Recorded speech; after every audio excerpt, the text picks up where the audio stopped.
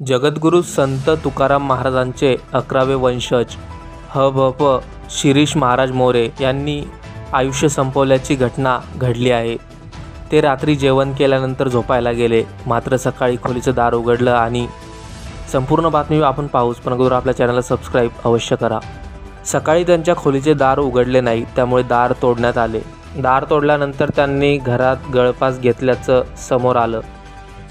गिरीश महाराज मोरे यांनी आर्थिक विवंचनेतून पाऊल उचलल्याचं कारण आत्महत्या करण्यापूर्वी लिहिलेल्या चिठ्ठीत नमूद केलंय।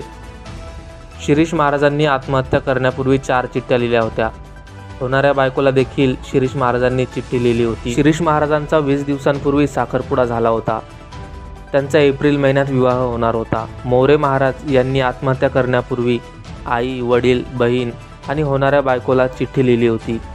त्यांच्या आत्महत्येने मोरे कुटुंबियासह संपूर्ण देहू गावावर दुःखाचा डोंगर कोसळला आहे। माझ्यावर कर्जाचं डोंगर असून मी कोणाकडून किती कर्ज घेतलं याची कल्पना माझ्या बाबांना आहे। तरी देखील मी त्यांची नावं आणि रक्कम चिठ्ठीत नमूद करत आहे। एकूण 32 लाखांचे कर्ज आहे, त्यापैकी कार विकून 7 लाख फिटतील।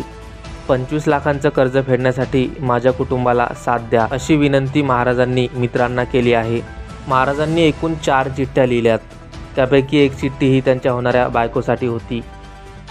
त्यामध्ये त्यांनी लिहिलं आहे की, माझी लाडकी पिनू प्रियंका, खरं तर तुझा आता कुठं हात पकडला होता।